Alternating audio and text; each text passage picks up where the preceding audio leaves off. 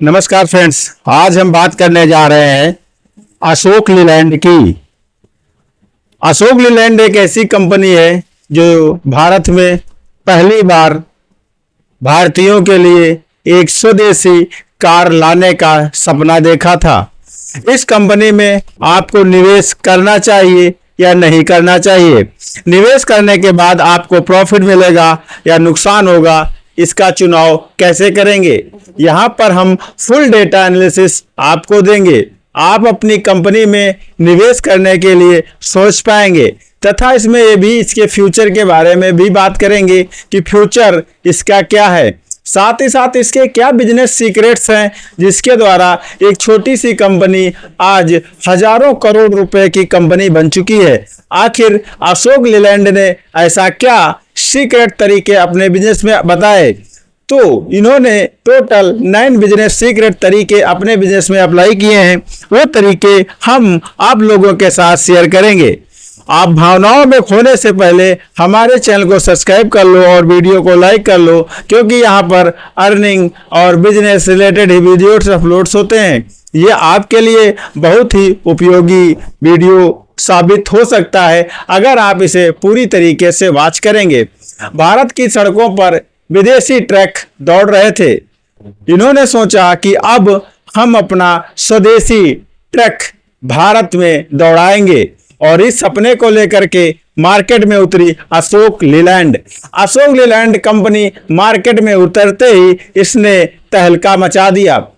4 wheeler से लेकर के ट्रक, बस, डिफेंस व्हीकल, ये सारी चीजें जब मार्केट में आ गई तो विदेशी ट्रक्स और विदेशी व्हीकल्स की जैसे रीढ़ की हड्डी ही टूट गई हो। अशोक लीलैंड ने एक ऐसी स्ट्रेटेजी बनाई जिसके द्वारा एक छोटी सी कंपनी करोड़ों रुपयों की कंपनी बन गई। शुरुआत 1948, अशोक लीलैंड का नाम 1948 में अशोक मोटर्स था। फिर इन्होंने ब्रिटिश लीलैंड के साथ साझेदारी की जिसकी वजह से इनका नाम जो है अशोक लीलैंड हो गया। बाद में इन्होंने हिंदुजा ग्रुप का अधिग्रहण कर लिया। हिंदुजा ग्रुप को अधिग्रहण करते ही इनकी कंपनी में 4 चांद लग गए और कंपनी तेजी से ग्रो होने लगी।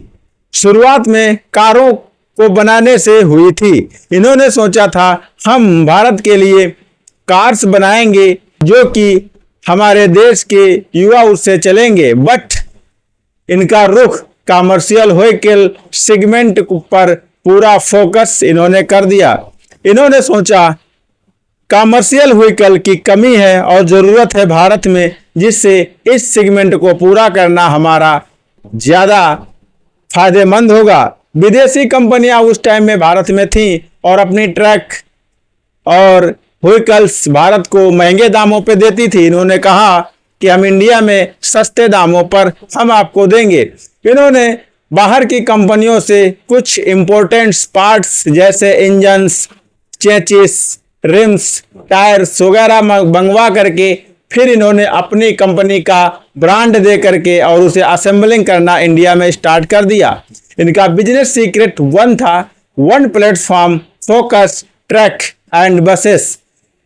काफी सारी कंपनियां इधर उधर भागने लगी, इधर उधर सेक्टर्स में वो अपना निवेश और अपना बिजनेस फैलाना चाहती थी, लेकिन इन्होंने एक ही प्लेटफॉर्म, एक ही जगह पे अपना फोकस बनाए रखा।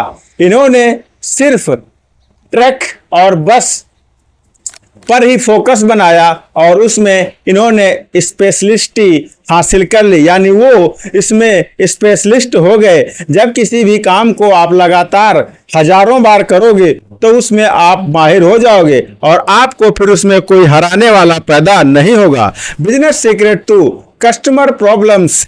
कस्टमर की प्रॉब्लम देखा, कस्टमर को अच्छा माइलेज नहीं मिल पा रहा था, जिसकी वजह इन्होंने अच्छा माइलेज देना स्टार्ट कर दिया।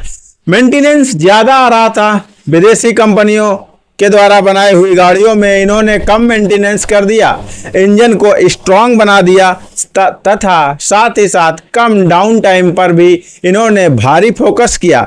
4 समस्याओं का समाधान करते ही इनकी कंपनी और तेजी से बढ़ने लगी।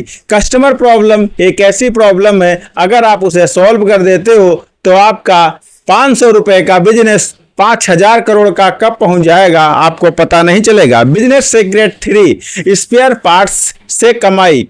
इन्होंने सोचा ट्रक हम तो सिर्फ एक बार बेचेंगे, लेकिन अगर उसके स्पेयर पार्ट्स हम बेचना स्टार्ट कर दें तो हमारा एक रिकरिंग रेवेन्यू बन जाएगा। रिकरिंग रेवेन्यू के लिए इन्होंने स्पेयर पार्ट बेचना स्टार्ट किया तथा सर्विस सिस्टम लागू किया, AMC सर्विस लागू किया, मेंटेनेंस भी इन्होंने उसमें लागू किया, जिसकी वजह से इनका रिकरिंग रेवेन्यू लगातार चलने लगा। Business secret 4, regular network, strong network, साथ ही साथ डीलर नेटवर्क। इन्होंने डीलर सर्विस पे बहुत अच्छी तरीके से काम किया। कई सारी जगहों पे सर्विस पॉइंट्स खोले ताकि कस्टमर्स को दूर तक भागना ना पड़े। नए स्ट्रॉन्ग डीलर बनाया और डीलर नेटवर्क बनाया, एक ऐसा नेटवर्क जो कभी न टूटने वाला था, अटूट नेटवर्क बनाया, जिसकी वजह से कंपनी में 4 चांद लगते चले गए। Business secret 5, modular track platform, अलग इंजन, अलग बॉडी, अलग व्हीकल बेस, कस्टमर जैसा चाहे वैसा ट्रैक। कॉस्ट कम हुई और प्रॉफिट एकदम से बढ़ गया, क्योंकि अगर आप पूरी कंप्लीट करके गाड़ी किसी को देते हैं तो वहां पर कस्टमर की पसंद की कुछ चीजें नहीं होती हैं, लेकिन यहां पर इन्होंने क्या किया, बॉडी को अलग कर दिया, इंजन को अलग कर दिया तथा व्हीकल बेस को भी अलग कर दिया। कस्टमर जिस तरीके से चाहे उस तरीके से उसे असेंबल करवा सकता था। साथ ही साथ आप कस्टमर को चॉइस मिल गई और कस्टमर सोचा यार वहाँ तो अपने मन की ट्रक हम खरीद पाएंगे, अपने मन की बस खरीद पाएंगे, तो क्यों ना हम वहीं से खरीदें, जिससे कॉस्ट कम हो गई और प्रॉफिट इनका बढ़ गया। Business secret 6, governments order, army, defence, state transport तथा पब्लिक सेक्टर में इन्होंने अपना पैर जमा लिया है। देखिए, जब गवर्नमेंट्स ऑर्डर आपको मिलने लगते हैं, जैसे आर्मी, डिफेंस वगैरह, स्टेट ट्रांसपोर्ट, तब वहां पर एक चीज ये हो जाती है कि इतनी चीजें तो बिकना ही बिकना है, लेकिन जब पब्लिक सेक्टर में आप कोई सामान बनाते हो तब वहां पर कंपेयर और अलग अलग चीजें होती हैं, तो यहाँ पर इनको गवर्नमेंट्स ऑर्डर्स भी मिले हैं। साथ ही साथ बिजनेस सीक्रेट 7, एक्सपोर्ट बिजनेस, इन्होंने अपने बिजनेस को चारों दिशाओं में फैलाना स्टार्ट किया, जिससे कि 50 से प्लस देशों में इनकी कंपनी धीरे धीरे करके पहुंच गई। बिजनेस सीक्रेट 9, भविष्य में क्या चाहिए। इन्होंने इसका सपना देखा कि भविष्य में आने वाले टाइम में आखिर लोगों को क्या चाहिए, जिसकी वजह से इन्होंने इलेक्ट्रिक कार तथा ECV जैसे मॉड्यूल पर इन्होंने काम करना स्टार्ट कर दिया।